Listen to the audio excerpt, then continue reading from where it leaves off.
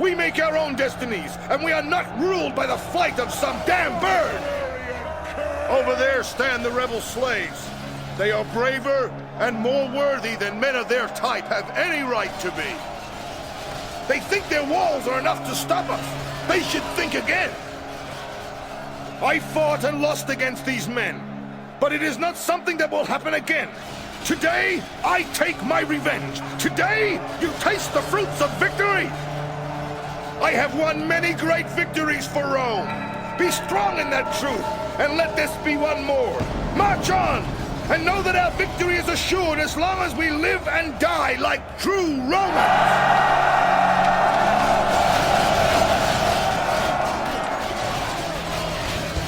Rome Total War isn't just my favorite Total War game, it's probably my favorite strategy game of all time.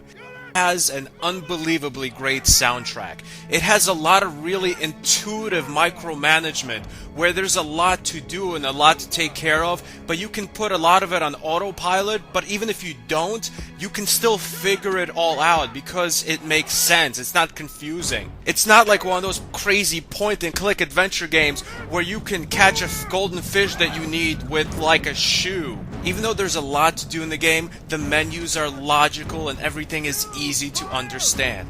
And of course, probably the best part of the game is the amazing epic battles you have. You're controlling hundreds and hundreds and sometimes thousands of different types of soldiers as you fight other armies or sack villages and towns and major cities. Everything from the archaic music to the absolutely astounding graphics is endearing in this game. The game starts off with these 3 Roman families to choose from, and all of them have the same goal in mind. They want to take over all of Rome, but on top of that, they also want to take over the entire world. And the latter is actually easier than the former. To take over Rome, you have to control a bunch of Senate seats, but if that doesn't work, you can just kind of invade Rome, but then everybody will be against you, and Rome, being the strongest military force in the world back then, I don't have to tell you, it's not an easy challenge. The micromanagement portions of this game are mostly done in this world view, where you move your armies around to either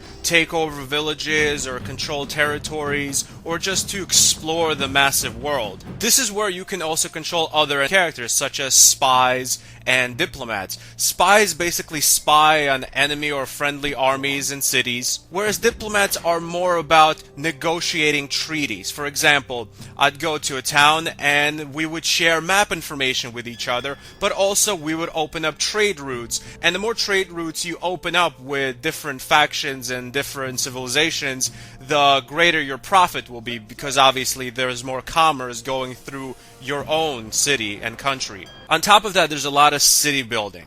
You build everything from stables to markets to ports. I mean, anything you can think of from 2,000 years ago, you can build in this game. And as you keep building buildings, new options are open to you. For example, you can build an archery range, and now you can recruit archers in the city where you build the archery range. There's a huge number of different soldiers you can have, but the basic gist of it is the soldiers that are mounted are really good against foot soldiers, and especially those that have bows and arrows. Foot soldiers with really long weapons, such as spears, are really good against horse soldiers. So the best way to fight soldiers on horseback is to either attack them with other horsed soldiers or to march at them with an army of speared men. Sparta and Greece are actually really good in this regard because they have a lot of soldiers that use really long spears. Foot soldiers with shields also aren't bad, but they're more about defense. They're good at holding back an army attacking your town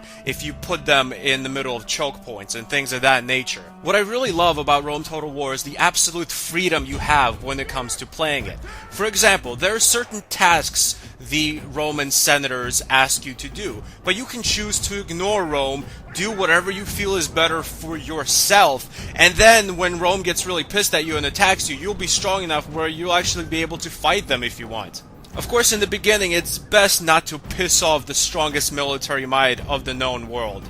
I found myself doing a lot of Rome's dirty work in the beginning, taking over cities, fighting various rebels. Don't get me wrong, I prospered from this, but I was always like a lapdog doing someone else's bidding. And sometimes listening to Rome is absolutely detrimental to you. For example, I was at war with the Gaelic nation, and these guys, while not being the strongest soldiers, they have a lot of settlements and just a lot of manpower. So this war wouldn't be technically hard, but it would take a lot of effort on my part. Suddenly, Rome tells me to invade a city owned by the Carthaginians, or however you pronounce them, and all of a sudden, I'm thinking, if I do this, I'm going to be at war with two major factions, and not only that, one faction is directly above me, the other is directly below me, so in essence, I'll be trapped. I'll be like in a little deadly sandwich, if you will. So I kind of went against Rome's wishes and didn't invade the Carthaginians. What I actually did was I built a boat for one of my diplomats, sailed him to the little Carthaginian city in the middle of nowhere on the water, and then I actually had him talk them into handing the city over to me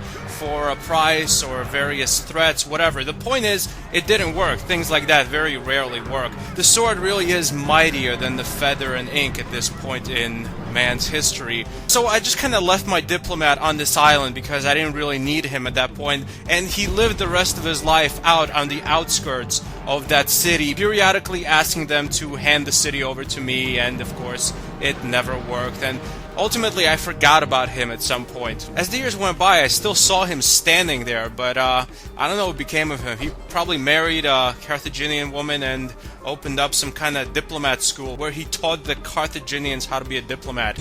I don't know. So that's the empire management part of the game, but a lot of this game takes place on the actual battlefield, and that's where this game shines. All the different types of soldiers I mentioned take part in massive battles, hundreds and hundreds of men fighting each other, and the strategies are always different because the enemies always have different types of soldiers coming at you from different directions. The gist of it is two armies are set up and they march at each other, or run at each other, and fight each other. And the point is to get the soldiers that are good against other soldiers to attack those while not being attacked by soldiers that are good against the soldiers that are attacking.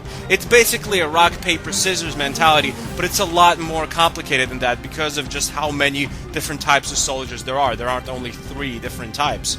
The only really bad thing I can say about Rome Total War is sometimes the soldier AI can be downright stupid, but it's almost not like their fault, because they start jerking about and moving in weird ways or getting stuck in environments when there's a choke point or there's just so many characters on the screen that it would be confusing for a real person. Forget about a computer-generated little sprite. It's kind of annoying, but you gotta expect stuff like this from a game where there are hundreds and thousands of little soldiers to control at once. This battle you're watching is one of the most epic battles ever. I took over this major Gaelic city, and I noticed there's this huge army standing right next to my city, so I'm all cocky, filled with piss and vinegar from my victorious annihilation of the entire army of the city, so I thought I'd leave the city, take my army, and invade this army standing right outside. So I start this fight with the army, and already I feel like something's wrong because I'm getting my ass kicked.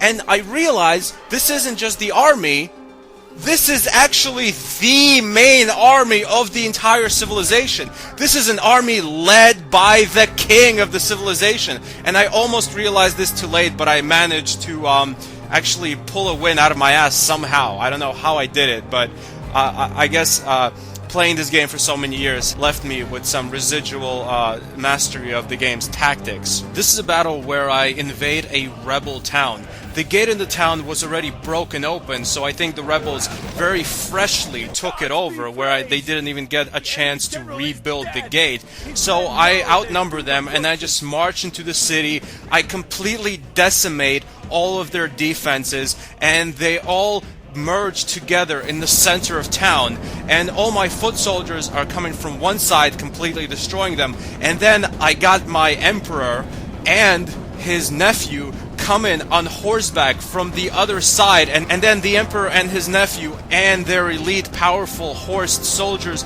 attack the already decimated rebel army from the side, and we kind of smoosh them into paste with this strategy, and we end up with a heroic win. It was really satisfying, but it's not as satisfying as the game I explained before, where I was on the brink of defeat and still pulled out a win.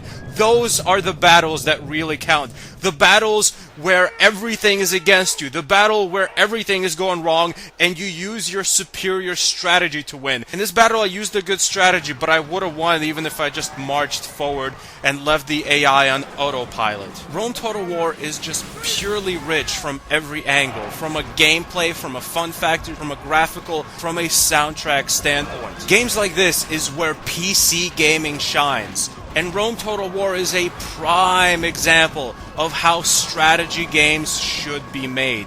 Rome Total War gets an official stanburdman rating of a 9.5 out of 10. If you have not played this game before, even if you're not a strategy fan, you will absolutely love this game if you have half a brain. Thanks for watching. Goodbye, my friends.